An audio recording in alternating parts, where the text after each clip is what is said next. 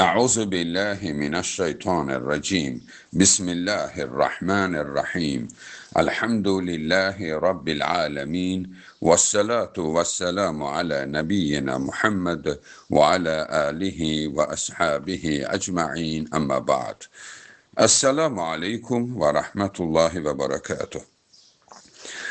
Değerli dinleyiciler, təbiidir ki, yay fəsli gəlmişdir. İstilərdə bəzi müsəlmanlar namaz qılarkən bəzi isti şəraitinə görə geyimlərdə namaz qılmaq barəsində verilə biləcək suallar özüm hələ hazırlayıb bu başdan sizə bunu təqdim edirəm ki, yəni belə bir hallarla rastlaşarsınızsa hansı olar, hansı olmaz dinimizə görə bu məlumatı sizinlə paylaşmaq istədim. Belə ki, təbiidir ki, istidir və insanlar namaz qılarkən bir də namazda insana bir istilik də gəlir. Bu əlavədir, bu psixolojidir. Yəni, istər-istəməz, bəlkə də siz hiss etmişsiniz, namaz qılanda insan daha çox tərləyir. Namazdan sonra o qədər olmur. Çünki namazın da öz həyazanı vardır. Bu, müminin yaşaya biləcəyi haldır. Yəni, normaldır. Buna görə də istər-istəməz insanlar biraz daha yüngül geyimdə namaz qılmaq istəyir. Bunlar hansı icazəlidir? Burada qadınlar bu məsələdə daha işləri çətindir. Yəni, bu mənada çətin yox ha. Yəni, onların məncə mükafatları daha böyükdür. Bu barədə növbəti dərsimiz olacaq. Amma qadınlar bu məsələdə bunlar üçün çətin olsa belə onlara dözümlü olmaq tövsiyə edilir. Zaten müsəlman, möminə qadınlar dözümlüdürlər. Onlar cəhənnəmdən daha çox qorxurlar, cəhənnəm əzabından, nəinki dünyanın istisindən. Ona görə də yəni bu məsələdə qadınlar üçün məsələ biraz çətindir, amma dözün dəyərli xanımlar. Kişilər üçün burada bir yüngüllük vardır. Yəni, müəyyən güzəştlər vardır. Amma kimsə düşünməsin ki, burada kişilərə imkan verilib, qadına verilməyib. Bəzi xüsusiyyətlər vardır ki, o qadına məxsus deyildir. Ona görə də Allah qadına o məziyyətləri vermədiyi üçün qadına daha çox dəyər verilmişdi.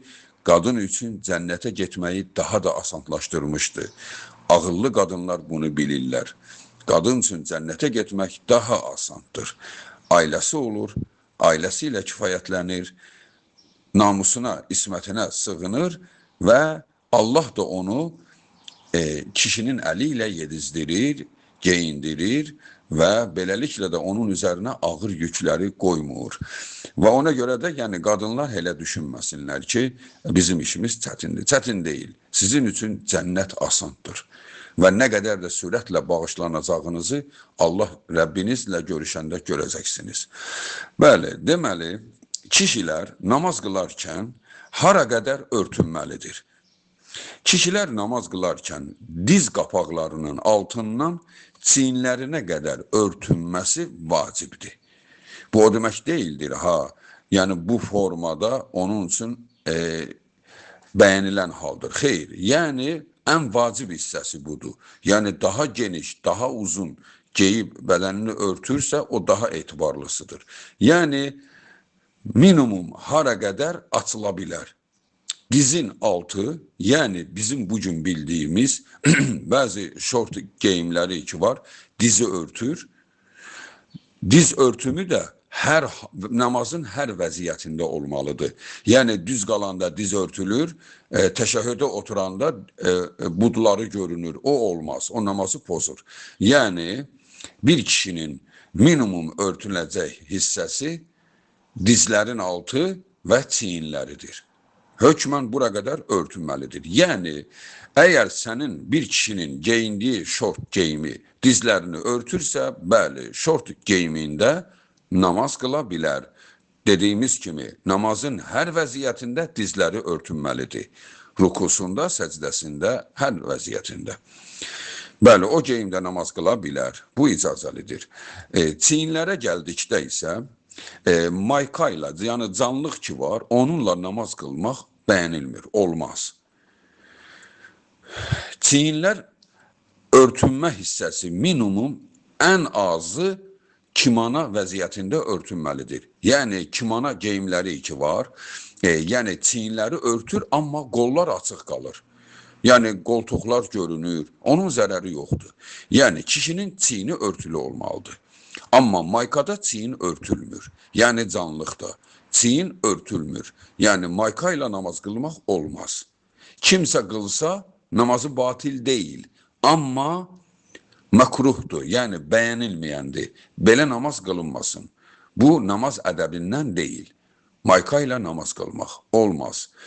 Batil deyil, amma olmaz. Yəni ən azı kimana kimi mayka olsun. Yəni çiyinləri örtsün. Sonra torlu geyimdə namaz qılmaq kişi içində, bu iki saydığım kişi için idi. Üçüncü də torlu geyim, bu kişi içindir. Yəni torlu dedikdə, yəni seyrək geyimdir. Amma o qədər torludur ki, kənardan baxanda, misal üçün, sinəsi görünür, daha doğrusu qarın nahiyəsi görünür, üzr istəyirəm, yəni məhrəm yeri, yəni tam bağlı olan yerlər, əgər oradan çezilirsə, yəni elə torlu geyim geyib ki, yəni görünür bədəni, yəni o olmaz. Sadəcə olaraq, elə torludur ki, yəni bədən nəfəs alır, amma daha görünmür, aydın hiss olunmur, yəni bədən üzvləri. O zaman orada bir problem yoxdur. Bu da olar kişilər üçün. Sonra başda bəzən olur ki, gənclərdə kepka qoymuş olur, baş örtüyü. Yəni onun zərəri yoxdur. Əgər onun önündə qabarıq yeri varsa, yəni dimdik kimi bir şey varsa, yəni onu çevirmək lazımdır ki, səcdə edəndə mane olmasın. Bu arada onu da deyim ki, namaz üstə çox oynaşmaq olmaz. Yəni bəzi insanlar namazda özü ilə çox məşğul olur. Misal üçün, kepkanı qoyub səcdə edəndə çevirir. Olmaz bu, artıq hərəkətlərdir. Artıq hərəkət olmaz. Hələ namazdan qabaq onu çevirib, yəni qabarıq hissəsi, yəni dimdik hissəsi arxaya olsun, o zaman namazını beləncə onunla qılıb tamamlaya bilər. Problem deyil, yəni o geyim də qadağan deyil, olar. Sonra bəzən o insanlar soruşurlar, şəpitlə namaz qılmaq olarmı? İstər papuçdur, yəni evdə geyinir, istər şəpitdir, yəni dəridir, rezin geyimdir, yəni bəzən insanlar onunla yəni yaş olurdu deyə, yəni dəstəmaz almaq asandır. Bəli, şəpitlə də namaz qılmaq olar, problem deyil.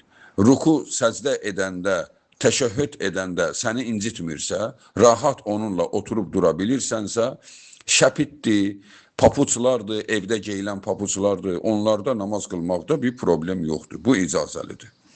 Və bəzən olur bəzi insanlar çox sürətli tərləyir deyə, namazda tərini silməli olur.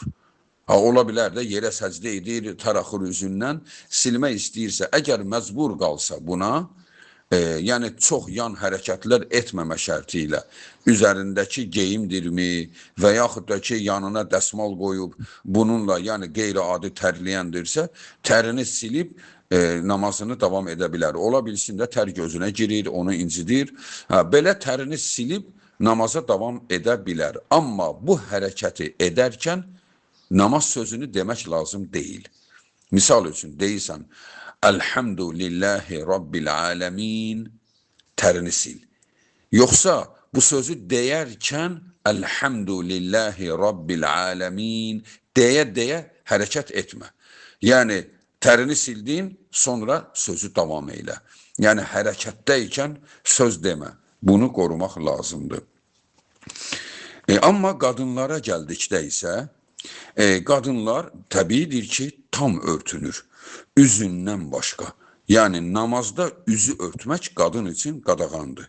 Bu yalnız naməhrəmlərin diqqət çəkəcəyi toplu yerdə olsa, qadın buna məcbur qalsa üzünü örtə bilər. Namazda üz örtünməz. Qadının üzü namazda açıq qalmalıdır. Deməli, namazda bir qadının üzü və əlləri, yəni bilənkdən barmaqlar ucuna qədər olan hissəsi görünə bilir. Bunlar icazəlidir. Bundan başqa bütün bədən örtülü olmalıdır. Hətta ayaqyalın belə. Ayaqları da görünməməlidir. Ki, bəzi Hənəfi məzhəbində olanlar deyirlər, ayaq görünə bilər. Bu çox zəif görüşdür. Bu görüş etibarlı deyil. Etibarlı olan qadının əlindən və üzündən başqa bütün bədəni məhrəmdir, örtünməlidir.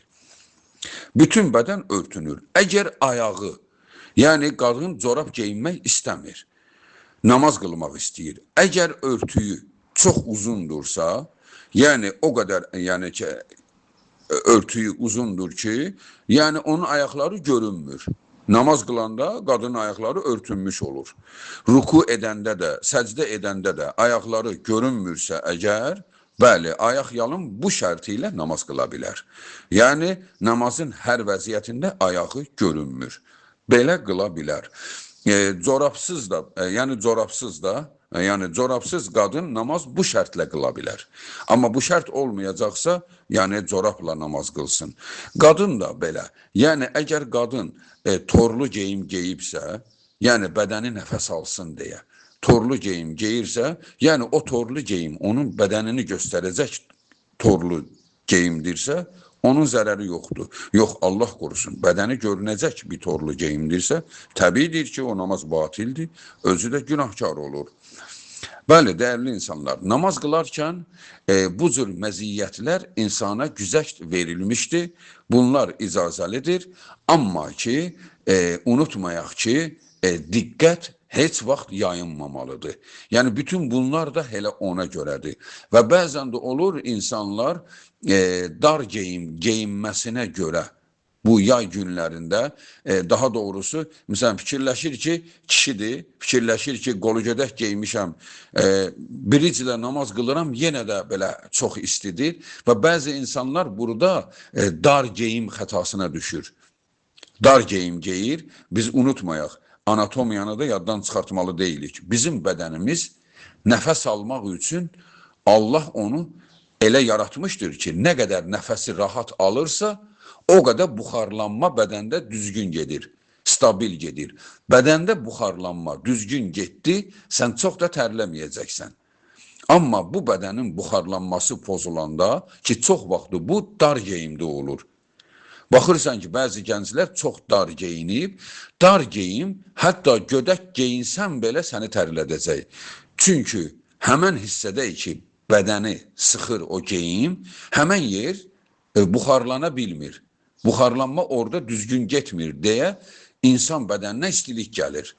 Və ona görə də bəzən hətta gödək geyinsə belə dar geyindiyinə görə tərləyir.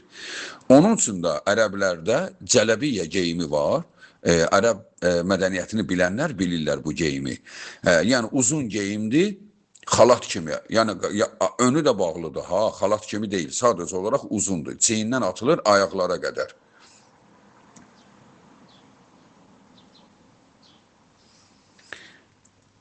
Həmən geyim